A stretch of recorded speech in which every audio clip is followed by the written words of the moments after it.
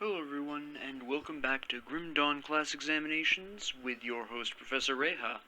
Now this time we're going to be discussing the Purifier class, which is the combination of Demolitionist and Inquisitor very specifically. Now, the Purifier has a fairly obvious potential goal of obvious range. You have the ability for your ranged attacks to splinter into molten fragments. You have the explosive shots if you really want them. You have the dual wielding of pistols. You have all of these ranged default weapon attack bonuses. It's fairly obvious. But what a lot of people don't really consider or even discuss, if they do consider it, is the remarkable potential for a ranged melee setup. Consider, we could say go into ranged expertise, go into bursting round, and storm spread. Now something interesting about storm spread is that this clearly is, as it says right there, shoots off 4 projectiles, and that's assuming it's unboosted. You boost this a little bit, you can get 5 out of this, maybe even 6 if you have enough points dedicated to storm spread. I don't know how much more than 5 you can get. I don't really know. But you can theoretically get up to 5 at the very least, that I know of personally. So, these are spread out over a relatively wide area, and if you combine that with the famous stun jacks plus full spread, which normally scatter quite a huge distance out, and you decide to, say, go into Word of Renewal, go all the way here, some nice healing, and boom, physical and elemental and internal trauma damage increases. Pretty big news. And now suddenly your storm spread and your full spread, both your spreads, your delicious spreads, are not spreading, they're all impacting a single target. If you decide you're feeling a little spicy and you decide to go into Inquisitor's Seal as well, you go into Aura of Censure for the just absolute delightful kicks, go into Vindictive Flame, and if you're thinking he's never going to have enough points, you underestimate my dark powers. And actually, if you put these 4 points away, you could even go a little bit into Blast Shield if you want, totally up to you. Or you could go into Flame Touched or Temper. You could actually pull all these points back and go pretty hardball into full Flame Touched and Temper. And now, even if you choose to dual wield pistols, you now are essentially a melee pistol dual wielder. It doesn't sound like it would make a lot of sense, but you would be very surprised at how effective this really can be. It's quite alarming. The amounts of damage you can put out in a very short amount of time is impressive. Furthermore, this does give you a little bit of flexibility in being able to do almost as much damage from a distance, so even as enemies approach you, as they dare to approach you, you can still begin to shoot them down a little bit ahead of time. So there is that very interesting potential here of playing a technically ranged character, but you're really actually designed for melee. Besides this, even if you decide not to go into the full melee type thing, Steel Resolve does boost a lot of these items here. This is another one of the classes where Ulzawen's Chosen can really work well, because your Word of Renewal, is that what it's called? Yes. Word of Renewal, with all the way to Steel Resolve, actually increases all of the grenades you have access to, as well as, of course, the stun jacks, as we all know. So, this is another one of those few class combinations where you can sit down and say, hey, Ulzawen's Chosen can really pull its own weight here, and it's not really such a terrible skill to have at all. Furthermore, there is a very interesting potential to have a very fascinating fire focus even with a melee weapon. If you decide you don't want to use guns or you don't want to go with the melee guns, you of course have the Aura of Censure, you have the Inquisitor Seal, which does fire retaliation, at this point, pardon me, it does fire retaliation here, it increases your damage here. You've got Word of Renewal, of course, increasing your physical, elemental, and internal trauma. Obviously, if you're going with a melee weapon, you're not going to have the shots. We also don't need all these points in here just for the demonstration purposes. But if you're going with a melee fire-focused build, obviously Flames of Ignifar is pretty big news. If you really wanted to go into this, you absolutely can. That's pretty fantastic. And of course, if you are going into the melee fire build, you maintain this. You at the very least maintain Flame Touch, but probably also Temper. You would want to go probably into Granado, because that can really utilize the retaliation and the internal trauma, the physical. It utilizes everything here, which is pretty fantastic. And then you can go into Fire Strike all the way up to Searing Might if you're going to go with a two-handed melee, or if you want single-hand melee, you can go into Searing Strike, one or the other. At the very least, go into Explosive Strike. For this particular, melee-focused, somewhat quasi-retaliation-focused build, you're really not going to go into Static Strike. It's really not generally worth it. You could potentially still make this work. I don't personally usually build this in a retaliation melee fire build of Purifier. And of course, you're almost never really going to be wanting to go into Brimstone if you're melee.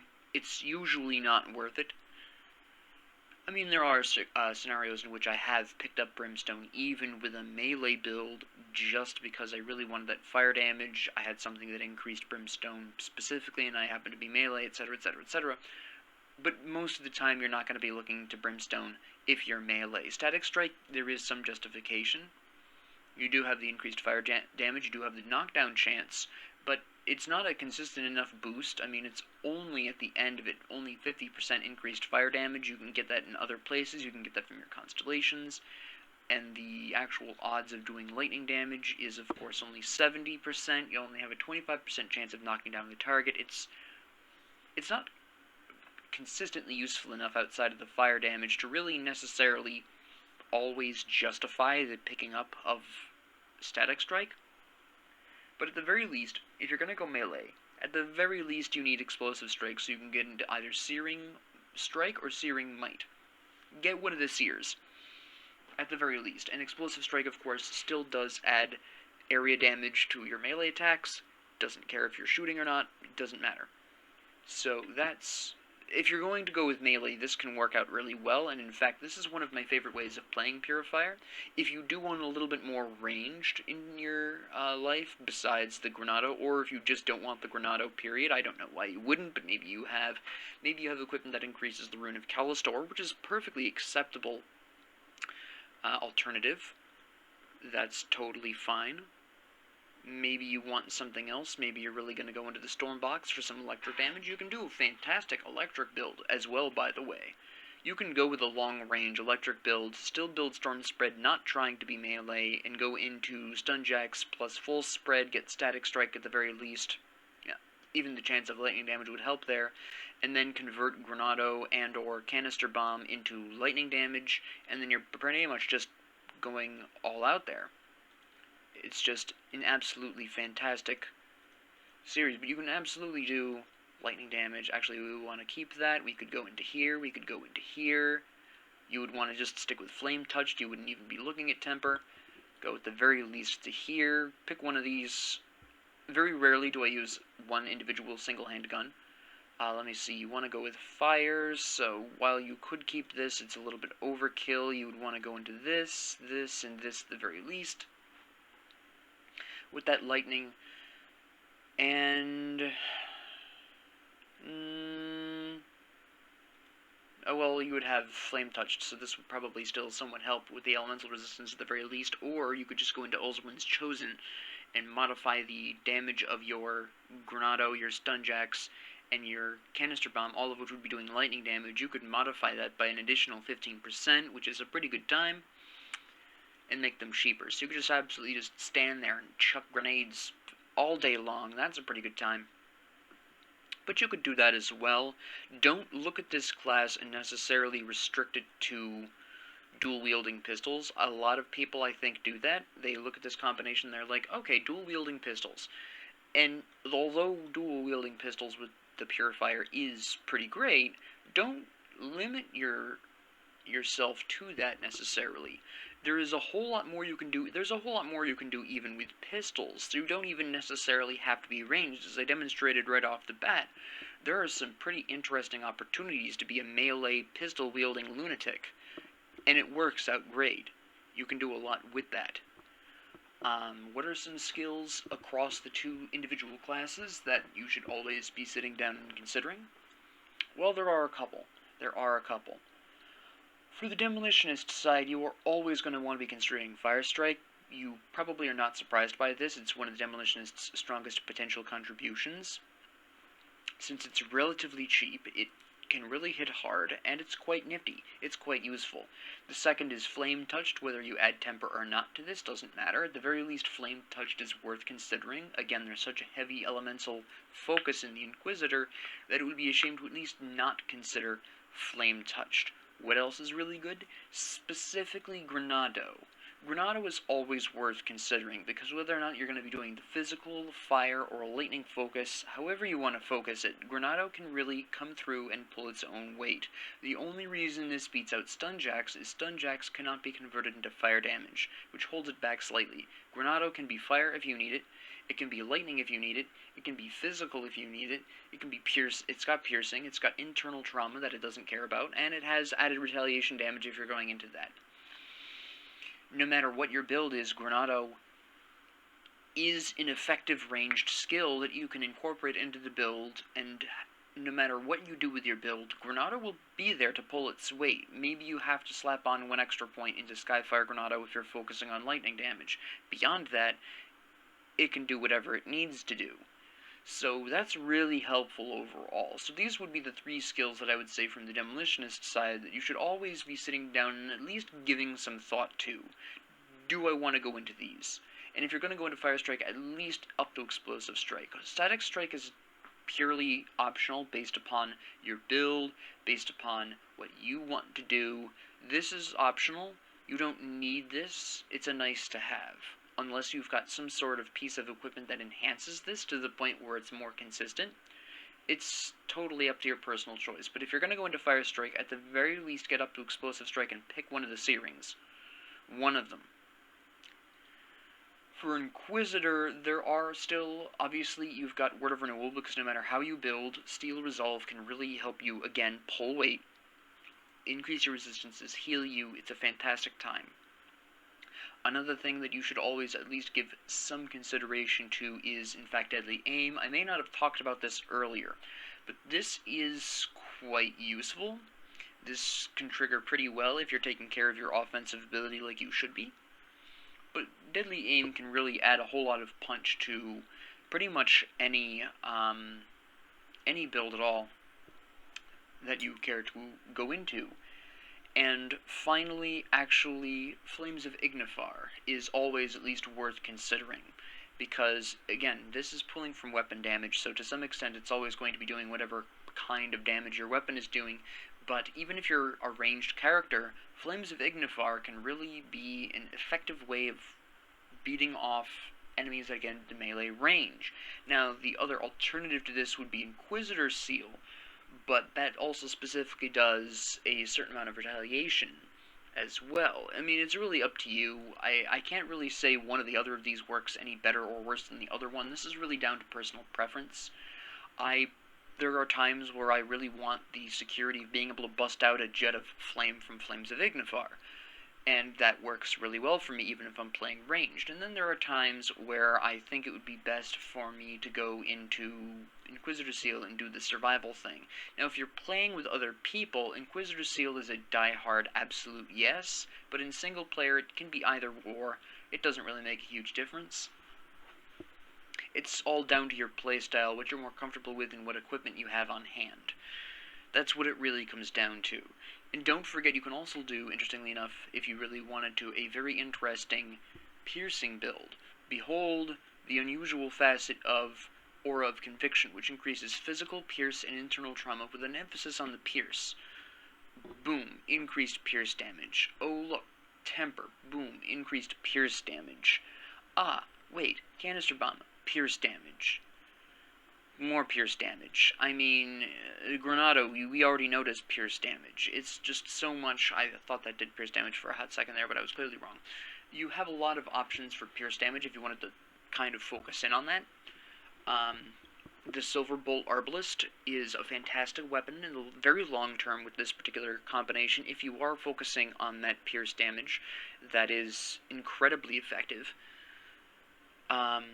Besides that, really other than potentially avoiding cold damage, there's really not a whole lot you need to miss.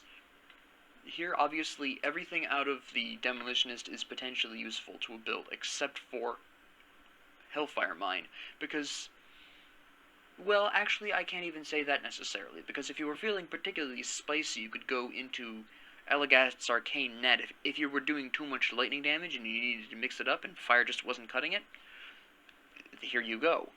So I can't even say Hellfire Mine isn't potentially useful here. If you really wanted to go into it, you could also incorporate some nice chaos damage. You could go into Tainted Flame, for instance.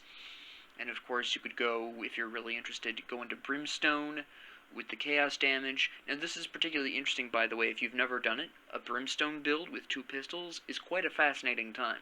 But I'll leave you to discover the visual glory of that some other day. But you would also go into, of course, the Blackwater Cocktail if you wanted some chaos damage. So there is some... If you're crazy enough, or you get equipment that does just the right thing, I could see Hellfire Mine being potentially somewhat useful. But overall, it is not something you're going to consider often. Even Word of Pain, though, even though it does cold damage, it also does fire. It does lightning here, and then, more importantly, it decreases Pierce resistance if you're really going into the Pierce portion of the deal. And again, the Aether resistance and the Chaos resistance. Now, if you're thinking about building Hellfire Mine, reconsider and pick Death Sentence, at least for the Purifier, because Death Sentence, at the very least, not only does the same thing, for a little, well, technically more damage, but it also gives a reduced pierce resistance. The only skill I think you would not consistently want to be looking at would be the Rune of Hagarad, which is fairly common sense considering the build.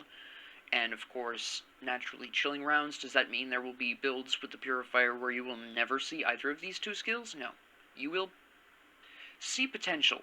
There's potential in everything, but these are the 2 least likely that you will be seeing, and unless you have very specific pieces of equipment, these aren't really going to work. By the way, shout out to Horn of Gandar for being piercing damage. Not a whole lot of people are aware of this for some reason. I don't know why. I think it's because it doesn't make a whole lot of sense for this to be doing piercing damage. But yes, Horn of Gandar does piercing damage. The more you know. So overall, yeah, it's a pretty flexible build that can do really whatever you want out of it. It's not very restricted to any particular playstyle or what have you. You can do essentially whatever you want long term with this. You can play around with it a lot and still remain effective. So don't worry about that. You can even switch weapon types entirely and still maintain effectiveness with this class. So overall, that would be what I would have to say about this. Is there anything here? No, there's not really anything here I need to talk about. I thought I needed to talk more about that, but nope, we are all set. This combination is pretty interesting to use. It's a lot of fun to play with, and it's great for some directed improv practice, if you wanted to practice directed improv. So with that being said, if you would like this, please like and subscribe. Thank you all very much for joining me. If you have any comments, questions, concerns, ideas, what have you, please leave them down in the comments below. I do read them. Thank you all very much for joining me, and have a great 24 hours.